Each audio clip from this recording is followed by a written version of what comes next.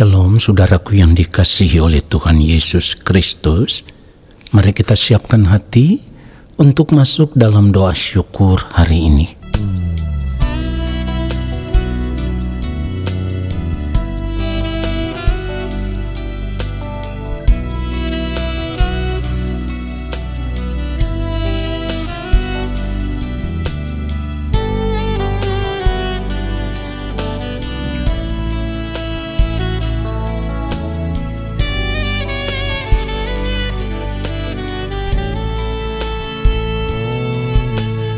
Ku mau hidup kudus seperti Yesus, menjadi sempurna seperti yang Bapa inginkan.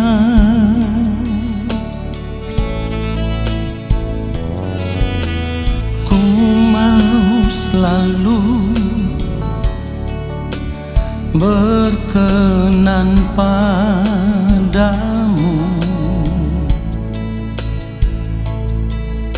hidup mengenakan pikiran dan perasaan Kristus,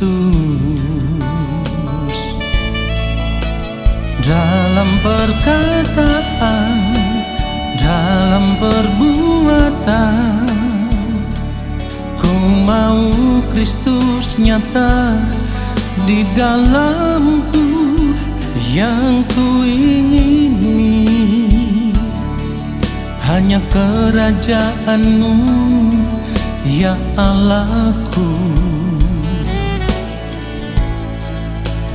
Keindahan dunia, kesenangan dunia, tak ku ingini lagi semua itu, sebab kemuliaan yang Bapa sediakan, itulah yang sempurna.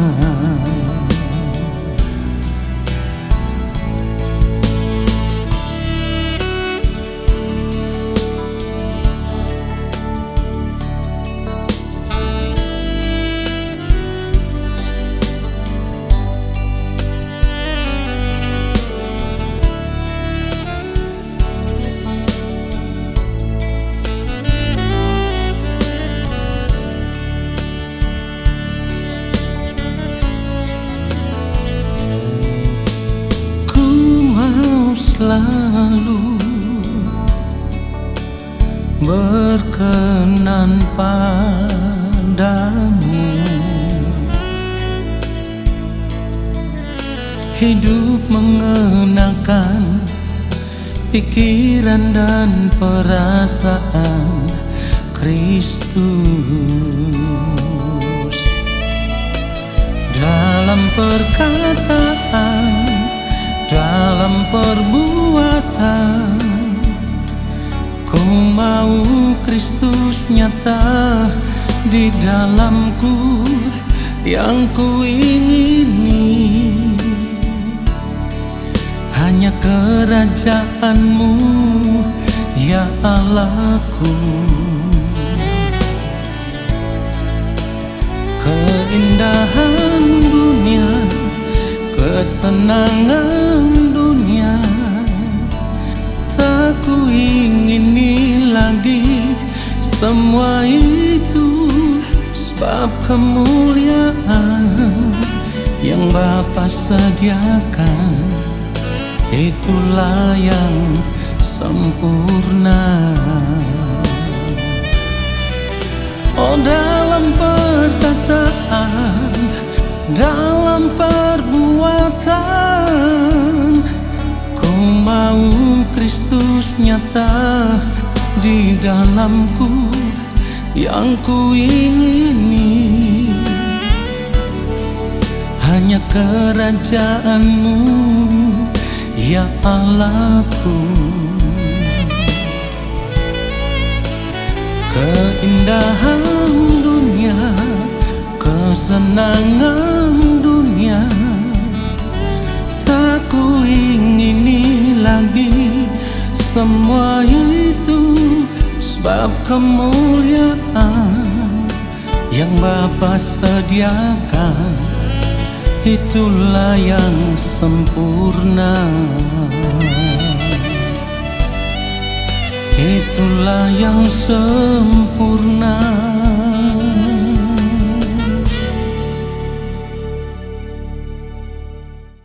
Mari kita berdoa.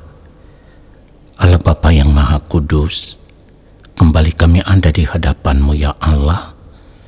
Kami ada di hadirat-Mu dan kami mau mengalami Engkau. Kami mau menanti-nantikan lawatan-Mu lewat firman-Mu. Berbicaralah bagi kami, sampaikanlah apa yang menjadi isi hati Bapa kepada kami. Biarlah firman-Mu itulah yang mengubah kami, membentuk kami menjadi pribadi seperti yang Engkau kehendaki. Karena kami rindu hidup kami senantiasa berkenan di hadapan Bapa. Di dalam nama Tuhan Yesus Kristus kami berdoa dan kami siap menerima kebenaran firman Tuhan saat ini. Amin. Saudara yang dikasihi oleh Tuhan Yesus Kristus, seringkali di dalam doa kita berkata, Tuhan, tanpa Engkau hamba tidak dapat berbuat apa-apa. Hamba berlindung kepadamu, hamba bersandar kepadamu, hamba percaya kepadamu. Seringkali kalimat-kalimat doa ini kita ucapkan, apalagi kalau kita sedang menghadapi masalah hidup, lalu kita merasa bahwa kita memerlukan perlindungan Tuhan. Tidak salah kita hidup sebagai orang percaya. Kita merasa kita memerlukan Tuhan, memerlukan perlindungan Tuhan, itu tidak salah. Tetapi ingat baik saudaraku, kalau kita berkata Tuhan, hamba memerlukan perlindungan-Mu, saudaraku, perkataan ini seharusnya memaksa kita untuk memeriksa hidup kita secara pribadi. Apakah di dalam perjalanan kehidupan kita sebagai orang percaya, kita juga terus menjaga kesucian hidup kita. Kita menjaga kekudusan hidup kita. Kita menjaga tetap hidup di dalam kebenaran. Ini yang harus kita periksa.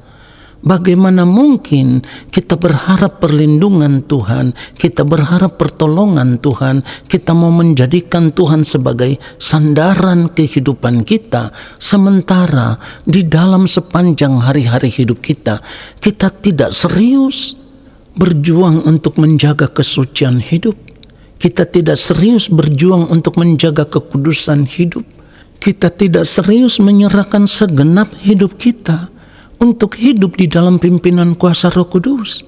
Bagaimana mungkin kita masih mengharapkan perlindungan Tuhan atau pertolongan Tuhan atas kehidupan kita?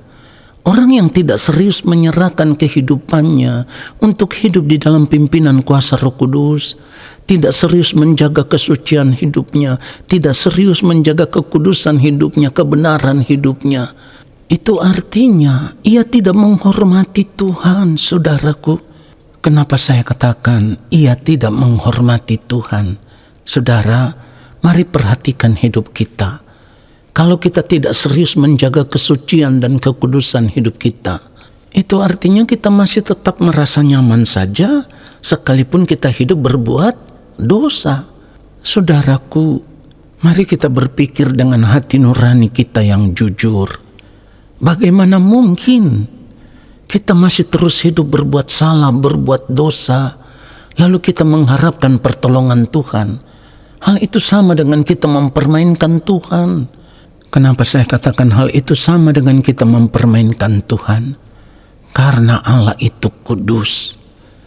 Allah itu tidak bisa menyatu dengan segala sesuatu yang tidak kudus. Sudah sering kali saya katakan, ingat, ketika manusia jatuh di dalam dosa, Allah tidak bisa hidup dengan manusia yang sudah berdosa.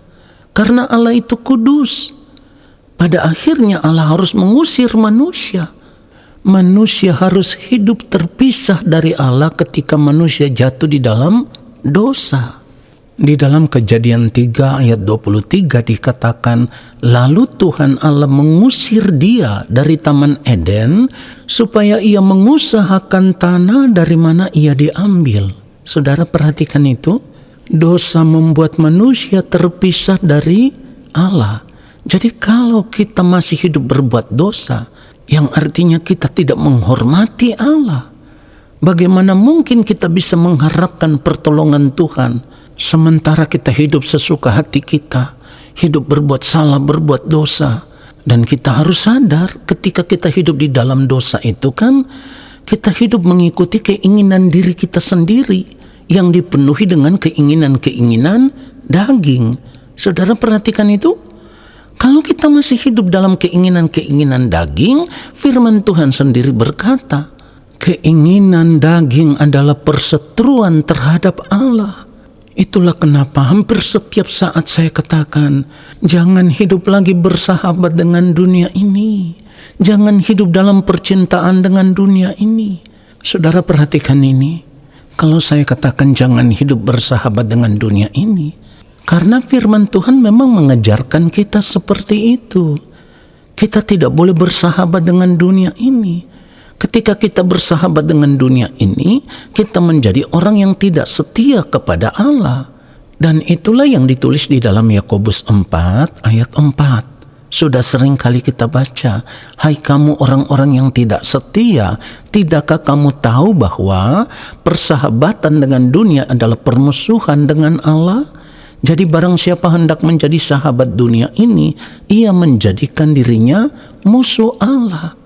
Kalau menjadikan diri kita sebagai musuh Allah, bagaimana mungkin kita bisa mengharapkan keselamatan di dalam Tuhan Yesus Kristus kalau selama kita hidup di dunia ini saja, kita tidak bersedia menyerahkan segenap hidup kita untuk hidup di dalam pimpinan Roh Allah. Ingat saudaraku apa yang firman Tuhan katakan? Roma 8 ayat 14 firman Tuhan katakan semua orang yang dipimpin Roh Allah adalah anak Allah. Kalau sekarang ini kita periksa hidup kita lalu kita tidak serius menyerahkan segenap hidup kita untuk hidup di dalam pimpinan Roh Allah, apakah kita pantas disebut sebagai anak Allah? Tidak pantas saudaraku. Firman Tuhan ini tidak bisa diubah. Jadi kalau kita tidak bersedia menyerahkan segenap hidup kita untuk hidup dalam pimpinan Roh Allah, ya jelas kita bukan anak Allah. Saudara perhatikan ini. Kalau di dalam hampir setiap renungan saya katakan, saudara, jangan bersahabat dengan dunia ini. Jangan ingini dunia ini. Jangan mencintai dunia ini. Itu bukan berarti kita tidak boleh mempergunakan fasilitas hidup yang sudah Tuhan percayakan kepada kita. Artinya kalau saat ini Tuhan mempercayakan kehidupan yang layak bagi kita, artinya secara ekonomi kita hidup mapan, kita masih punya kendaraan pribadi, punya rumah, dan berbagai fasilitas hidup lainnya, bukan berarti kita tidak boleh mempergunakan itu untuk kehidupan kita setiap hari. Misalnya di waktu libur, kita ajak keluarga jalan-jalan karena kita ada kendaraan, kita pergi liburan bersama keluarga. Bukan sesuatu yang salah, saudaraku. Tetapi yang saya mau katakan, hati kita tidak boleh terikat dengan itu semua. Kita harus membiasakan diri kita merasa menjadi orang yang tidak bermilik, supaya apapun yang Tuhan percayakan kepada kita, kita tahu itu bukan milik kita. Semuanya yang Tuhan percayakan kepada kita itu milik Tuhan. Kita hanya pergunakan itu menjadi fasilitas ketika kita pergi bersama keluarga, ketika kita pergi bekerja, atau ketika kita pergi ke tempat usaha yang kita bangun. Saudaraku, itu tidak salah, tetapi hati kita tidak boleh terikat dengan itu semua. Hati kita harus terikat dengan Tuhan saja. Kehidupan kekristenan kita itu harus benar-benar ekstrim dengan Tuhan, sampai kita ada pada satu titik di mana kita akan merasa tidak ada yang kuperlukan, semua yang ada padaku tidak kuperlukan, yang kuperlukan hanya satu, Tuhan saja. Tidak ada yang lain, saudaraku. Kita harus sampai di titik ini supaya pada akhirnya kita tidak membiasakan diri kita bersandar kepada segala sesuatu yang kita miliki, tetapi benar-benar kita bersandar kepada Tuhan. Supaya pada akhirnya kalau satu saat nanti itu semua diambil dari kehidupan kita, kita tahu semuanya itu fana, semuanya itu tidak bernilai, semuanya itu tidak berarti. Satu-satunya yang berarti di dalam kehidupan kita adalah Tuhan saja yang menjadi bagian kita sampai selama-lamanya. Jadi apapun yang saat ini Tuhan percayakan kepada kita, kita boleh mempergunakan semuanya itu. Tetapi kita mempergunakan semuanya itu bukan untuk memuaskan daging kita, saudaraku. Kalau kita belajar untuk hidup benar, hidup suci, hidup kudus di hadapan Tuhan, lalu segala sesuatu yang Tuhan percayakan kepada kita, apakah itu fasilitas hidup yang kita miliki, kita masih bisa mempergunakannya sesuai dengan kebutuhan hidup kita. Misalnya jalan-jalan bersama keluarga, itu tidak salah. Kalau kita lakukan itu dengan hati yang takut akan Tuhan, apa yang kita nikmati, Tuhan juga bisa menikmati kehidupan kita. Tetapi kalau kita mempergunakan semuanya itu demi memuaskan daging kita, ini yang salah. Saudara perhatikan itu? Jadi kita tidak boleh membiarkan hati kita terikat dengan segala sesuatu yang ada pada kita yang kita miliki. Kalau kita merasa tidak memiliki apapun, kita akan berkata, Tuhan, semua yang ada padaku milikmu. Ku mau mempergunakan semua ini hanya untuk hormat kemuliaan namamu. Supaya suatu saat kalau semua yang kita miliki itu diambil dari kehidupan kita, kita tidak merasa kehilangan apapun. Sebab kita mengikatkan hati kita dengan Tuhan. Sehingga kita bisa tetap berkata, Tuhan, hanya Engkau yang ku perlu. Kalau semua yang ada pada kita hilang dari kehidupan kita, kita tahu satu hal, seperti yang firman Tuhan katakan, sekalipun dagingku dan hatiku habis lenyap, gunung batuku dan bagianku, tetaplah Allah selama-lamanya. Jadi kita harus menjadikan Tuhan satu-satunya bagian yang kita perlukan di dalam hidup ini. Karena kalau Tuhan kita jadikan segala-galanya dalam kehidupan kita, kita tahu, kalau sejak di dunia ini kita mengikatkan diri kita dengan Tuhan, maka ketika kita menutup mata, kita juga akan diterima di dalam rumah Allah Bapa di sorga. Tuhan Yesus memberkati kita semua. Amin. Mari kita berdoa, saudaraku. Terima kasih Bapa untuk kebenaran firman-Mu yang sungguh menyadarkan kami.